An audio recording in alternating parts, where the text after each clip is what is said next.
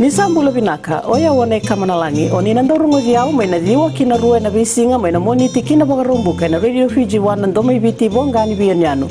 Nama katalanga na bengo na sasibiani na tinakaloka na bimbongi ni bukilulu. Kena bima maniwalo na bimbongi ni bakarawai, may nambuza ni balo ninge namaka.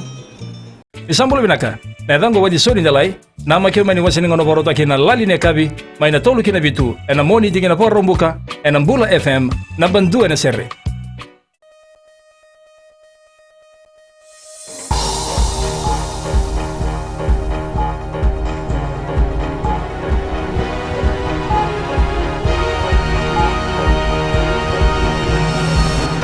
Major road overhaul planned for Suva and Nadi to boost business.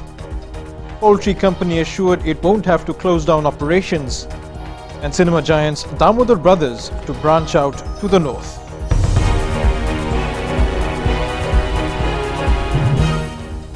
Pulavinaka, I am Edwin Nand. Soil conditions in some key agricultural areas are deteriorating, affecting production and exports. Ekpeli Tukuasa has the details.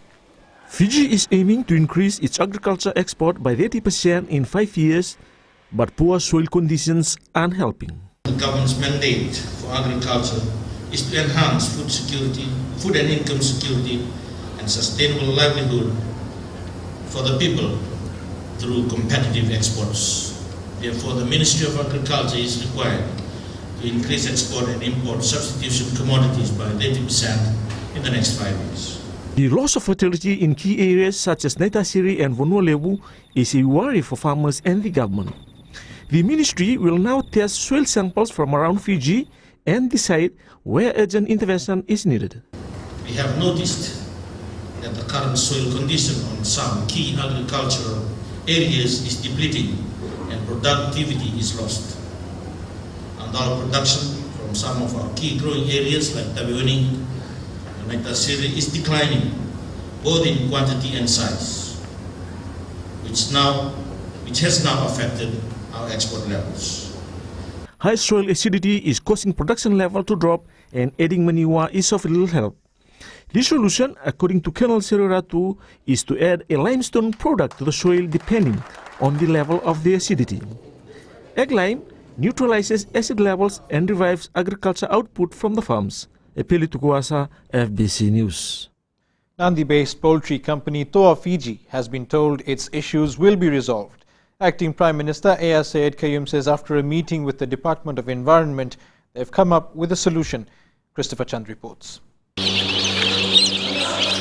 Following the stop order issued 3 weeks ago, Toa Fiji has been told it will be able to carry on with its business. We had a meeting with the Director for Environment. There has been a solution that has been provided to also expedite the process, and we hope to have the matter resolved by the middle of next week. Toa Fiji has welcomed the move, no longer facing an uncertain future. Syed Kayum says there is huge growth and potential in the poultry industry. So we need to continue to capitalize on that potential and grow it.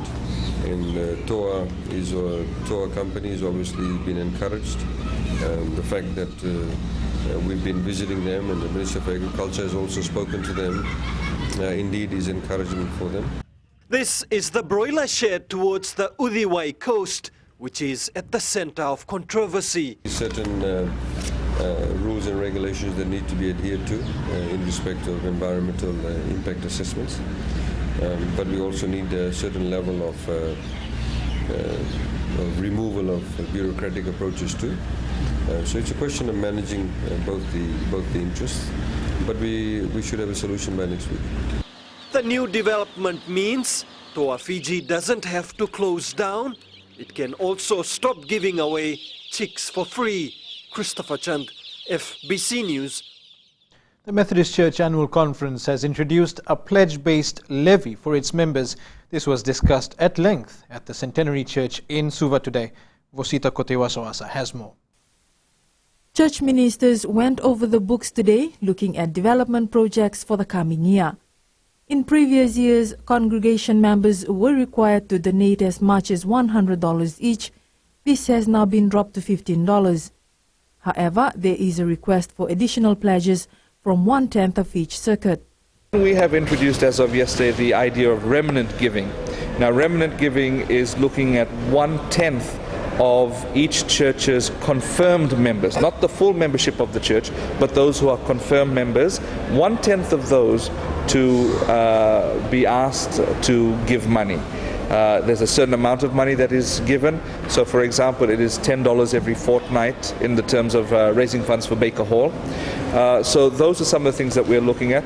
It's expected that $5.5 million will be needed to run the church for the next year, a modest figure compared to previous years. There were also discussion on the income of church ministers. The understanding that the church, when it takes on pastors of the church, people to serve in the church, it is responsible for their well-being. I'm sure you understand that church ministers are not paid a lot of money. They're quite low, below the poverty line in most cases. And that impacts their families. So the idea is, how does the church provide the support for the families of the ministers? Reverend Bhagwan says many church ministers struggle to make ends meet, especially when they are out doing the work of the church, traveling long distances in some cases. Tambosi Koviti ended this afternoon. For Sitakote Wasawasa, FBC News. Roads within the capital and Nandi are in for a major overhaul to help improve business. Mikalonga reports the Fiji Roads Authority is planning 4-lane road networks in the two centres. The project is to increase capacity and relieve congestion between Nosori and Suva and between Nandi International Airport and Denarau Road. The reasons for the projects is the government's commitment to Fiji being a regional business hub. To see on here, but this is the Nandi road upgrading project with the airport up in this location. So we're coming a little past the airport down to Wotolevu roundabout, and that's to be upgraded to 4 lanes. We then come through Namaka and Matanta down to Wailoaloa Road, and again that's an upgrade to 4 lanes. For Suva, Neil Cook says the Valilevu to Langere Road and Makoi Road to Omka roads will be widened to 4 lanes. The Nakasi to Ndabuilevu runabout will also be widened to 4 lanes as well. And the final section is coming down to the airport. Very difficult to get a 4-lane road within the existing corridor. Our intention here is to create a much greater amenity value road at 2 lanes. FRA's principal advisor MWH developed the concept designs for the whole of the project. An FRA tender for consultants to progress details of the designs and construction closed yesterday. We've got local companies, we've got international companies, and then we've got international companies who have come in on effectively joint venture with local companies as well. The FRA will be hiring contractors for the actual widening of the roads. All of the work packages will be put out to public tender. The projects are estimated to cost around $200 million, and the FRA is looking at sourcing the funds from the 2014 budget. Mikalonga, FBC News. Coming up, art exhibition plans to put more life into Fijian talent.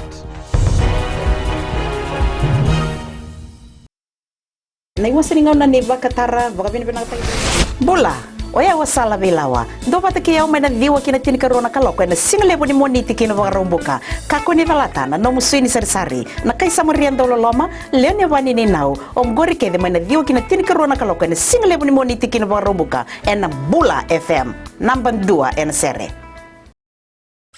Hope you're enjoying the music right now on Gold FM. Only the classic hits, especially if you're spending your time at home or around the office. I certainly hope you're taking it easy and enjoying the music coming your way. Well, I got a whole lot more to keep you moving and to keep you going right up until you reach knock-off time.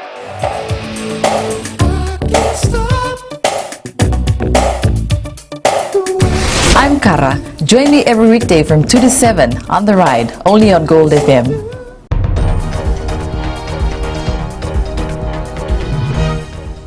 Welcome back. Damodar Brothers has confirmed that it will be investing in various parts of the country. The company is behind the development of Damodar City in Suva, which the public is eagerly awaiting. Shanal Sivan reports. This is Damodar City, a multi-million-dollar complex by Damodar Brothers that's boasted to be a one-stop shop for everyone. Today, Damodar Brothers Chief Executive Div Damodar confirms that similar projects are also earmarked for people in Vanuatu. We're looking at a massive of events, festivals, with cinema and whole integration, and it's about making the North more viable. 50 level companies that want to come up there, so the whole North policy is fantastic and we will support it. And so what I can say is another Damodar city will be opened in Vanuatu? Yeah, definitely. Damodar says they have also acquired 17 acres of land near Windham Hotel in Denarau, Nandi. As a family, we now want to look at our business and property development, but beyond in different industries. And as earlier, I have also indicated that we're looking into tourism manufacturing very strongly and property development. Tourism is very key, and it is the most biggest industry of our country. So that's where the initiative came in, the site of Verbal, and then we just finished the acquisitions last week. So we're looking at it as an integrated tourism development. The Damodar City complex is expected to be open by the end of October. The Damodar brothers think that this is the ideal time for investment in the country as the government is backing its investments. Shanal Shivan, FBC News. The Western Art and Crafts Society has put up a painting and crafts exhibition this week to support art in Fiji. With a total of 120 entries received from all over the country, it's sure to expose growing talent. Akosita Tale spoke with artists today. This painting is about the children who live in remote areas. Joe Bilbo discovered his love for art at a young age, growing up in Bambaka in Papua New Guinea, something he's carried with him after marrying into Nawaka village in Nandi. His paintings of everyday life of Fijians and the environment depict his love for his second home. Because I want to get the message across to the people, the public, that this is what's happening in Fiji. I like to capture the lifestyle and the character of Fiji. Vinesh Narayan has been selling paintings for a decade. For me, While like, most youths are busy on the internet or caught up with the latest tech gadget, Narayan says it pays to step out into the world of art. Yeah, it's okay if like the young people want to learn about paintings. It's a very good thing, you know, and people can know about what is art. The Western Art and Crafts Society says Fiji has a lot of talent, and with the right support, many can make a career of their natural skills. No, we'd like to get to the stage where we can have a one-man show and then make someone into an artist, a full-time artist, and they can make a living from their art. About 18 young artists are part of the exhibit, indicating there is growing interest in art and craft in the younger generation. Akosita Tale, FBC News. A team from the Japan International Cooperation Agency, or JICA, is here to survey plans for the diversion of the Nandi River. They're meeting with the Integrated Water Resource Management and others involved in safeguarding Nandi Town from future floods. Akosita Tale again. It's hard to forget the devastation caused by the 2004 floods that ravaged the Western Division. Nandi Town, one of the worst affected. Plans are now underway to divert the Nandi River, a solution resulting from a 3-year study by JICA. It's been a long time coming, but from today's meetings, there is indication that work on the project is slowly moving forward. This is just a study to see if this is a solution. This may be the solution. So in years to come, once they started up the study, they would find out whether it's still feasible or maybe there's other mitigation things that they could do. JICA plans to draw up a master plan for the catchment to prove that the diversion is the right option. They have also confirmed that nothing has been put forward for the $300 million assistance. Actually, there's nothing as such at present. What they're putting forward is they're coming up to carry out the study, find out what are some of the solutions, what may be some of the technical, we could say, interventions needed, and then from there, then the scoping would be done, and then from there, the essence of costing and other thing would come up. The team will visit the Vaturu Dam as well as the Nandi Basin catchment and later meet with government senior officials. It's believed that after this meeting and visits that a concrete decision will be made on whether the Nandi River will indeed be diverted. Akusita Tale, FBC News. Time for sports and what's shaping up, Jamie?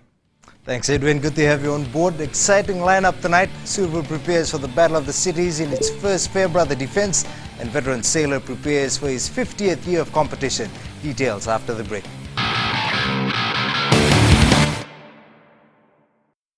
How would you like to spend your morning? You could spend your morning like this.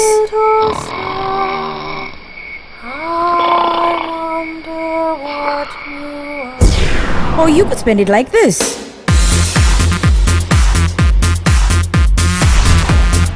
Tune in to the morning ride every weekday morning from 9 a.m. till 12 p.m. right here on Today FM, Today's Hit Music. Oh, kaya bola-bola cuma tahu kami nganita mamu. Gua nggak usah nela nganita mamu. Nimbula, ayaw Mr. Ben. Laba? Na magkikiro manono kinedyo na mataka monisi kinafagarumbuka. Bula FM, number 2 and selling.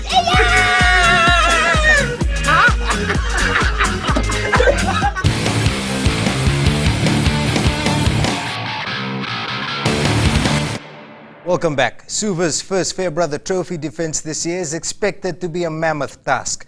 For the men in blue, taking on a side that defeated them in the Digicel Cup competition earlier this year won't be easy at all. Talendao Dhaka reports. This weekend's Fairbrother Trophy Challenge is set to rekindle the rivalry between the two cities. Flying Fijians coach Inoke Male says it will come down to keeping a cool head and making the right decisions. So it's going to be a good game. I think it's going to be a hard game. So end of the day, the team who makes less mistake will make the right option. This team will come out winner. Players will be playing for more than just the silverware, as the officials will also be keeping tabs on players that have the potential for national duties. Got the sports to play in the Europe tour. That's what we are doing now. We're doing from the last game against in the Digicel final and now in the Fairbrother. So by October, we'll definitely name the team that really traveling to Europe. The two sides have met 3 times in the past for the coveted trophy, with Suva winning the lion's share. But the Maroons have a chance to even the scores this weekend. Talendo Dhaka, FBC Sports. Graham Southwick and Api Meleki Tuithautau will represent Fiji in Hobie sailing at the Pacific Mini Games next week. For Southwick, the Games will see him competing at regional meets for the 50th year, which also makes him the oldest competitor at the Games. While his 14-year-old sailing buddy will be making his first trip out of the country. Shelvin Chand has more. Graham Southwick was just 17 years old when he won his first SPG medal. Coincidentally, it was the first SPG in 1963. He won a medal then, and he aims to do it now. The first medal in the first games was the one that's important to me. And I'm hoping that with Maleki here, I can bring back a medal for Fiji and for him as well, for his first games. Southwick and Api Meleki Dhaudhau make up quite a team, with a marked 44-year age difference. Southwick feels this is the right time to get new blood into the sport. A whole bunch of young guys coming up now that we, in spite of what some people think, we won't be here forever. I won't be here forever, that's for sure, you know. But all these young guys are coming up and they need a chance now, and particularly all the young skippers that are coming up behind us. For Southwick, 50 years of competing in the Pacific Games has been an amazing journey. It's been an honor to compete for Fiji.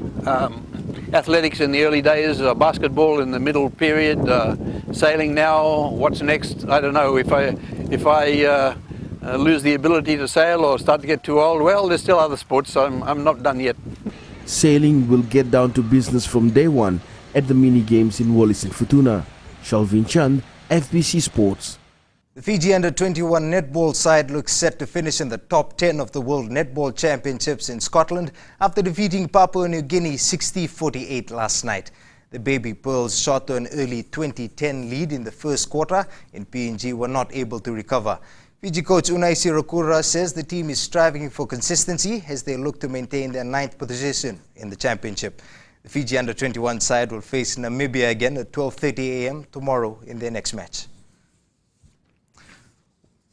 One of the stars of world cricket is in the country, but he's not here to play. Former New Zealand skipper Daniel Vettori is here part of a medical outreach program. However, he did take out some time for the sport so close to him. Indra Singh with more. One of the stars of world cricket is currently gracing our shores, and while he is here to showcase his talents off the field, this former New Zealand cricket captain understands well what the sport means to Fijians. You know, I've always been a fan of the game's history, and if you look through the New Zealand record books, you always see a Fijian team crop up, whether it was an Australian touring team playing them or a New Zealand team. I think Walter Hadley's team might have played against Fiji at some stage, and Fiji had first-class status, some of those games were, so the names always popped up. Coupled with this, Vettori, who is an all-rounder in the sport, says there are lots that can be done to take the sport further in Fiji. And this, coming from someone who has played at the highest level, is a boost for Cricket Fiji. I think it's obviously about facilities. I've heard that there's opportunity to develop a new ground in Suva, and it makes life a lot easier for diving around and learning the basics when you're playing on proper cricket fields. So I think that'll be the starting point, and will hopefully be a real momentum change for cricket within Fiji. Apart from the sport, the left-handed star is in the country as part of a surgical outreach program. To seeing their bandages removed and seeing how happy and excited they are that they can potentially get their lives back and start being their desire to be productive members of society again. I think that's the real change that the Fred Hollows Foundation can make in people's lives. Something to give back to the community both on and off the pitch. Surely the presence of Vettori is an inspiration to all he has met so far. Indra Singh, FBC Sports. Newcastle United needed late goals to beat Morecambe 2-0 in the Capital One Cup football competition this morning. The Premier League side was pushed to the wire before they broke the deadlock late in the second half. Here are the goals. Ben Arthur. Sholami scores! And nearly 4.5 hours into the new season, Newcastle United finally ripple a net. Ben Arthur, and Newcastle now can surely run down the clock. Sammy Amiobi with a chance to seal it right at the end. Shola's got one, Sammy's got one, and Newcastle are through.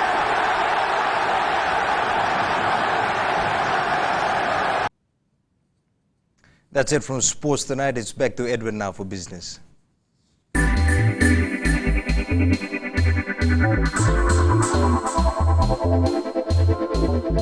Paradise Beverages, manufacturer of Fiji Bitter, Fiji Gold and other spirits, has posted a profit for its last financial year. The company made $9.5 million profit before taxes, an increase of $3.5 million from the previous financial year. In a statement to the South Pacific Stock Exchange, Paradise Beverages confirms the improved result is due to an increase in revenue or better sales of beer and spirits last year. The company has started a $44 million plan to upgrade plant and equipment at all 4 manufacturing sites in Fiji. The Unit Trust of Fiji has a savings scheme for students under 18. The scheme helps parents save for their children. Unit Trust Chairperson Shanaz Voss says they'll work with the Education Ministry to push the idea into the education system. Public Enterprise Minister Ayaz Sayed Qayyum, who launched the program today, says it provides a golden opportunity for small-time savers. Fiji does desperately require people to save money. We need to inculcate a culture and indeed provide the opportunity for people to save. Whether it's $50, you're starting off with $10 or even $5, we need to start saving. Parents can start the savings with a $20 deposit.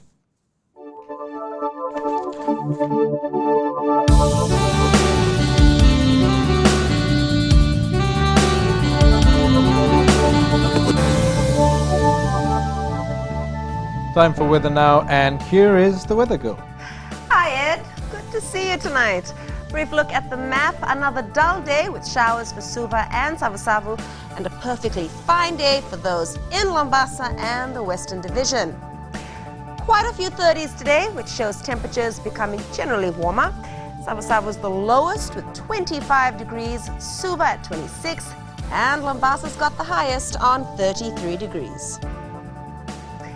For tomorrow, the west will experience sunny conditions, while Suva and the north will see a bit of rain and cloudy weather. Southeast winds will be at 15 to 20 knots.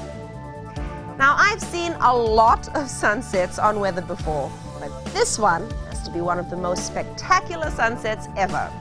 Kini Saukuru sent this in from Muscat Cove Island Resort and Marina. Thanks, Kini. Keep sending those pictures in. I'll see you tomorrow. Thanks, Jen. The headlines once again: major road overhaul planned for Suva and Nandi to boost business. Poultry company assured it won't have to close down operations, and cinema giant Damodar Brothers to branch out to the north. To the poll question now: do you agree with FBC's decision to allow Fijians only to play in events? Visit the FBC website to answer. Remember to send us newsworthy pictures and videos. Email citizenseyes@fbc.com.fj. That's News Tonight. Join us again tomorrow. Good night.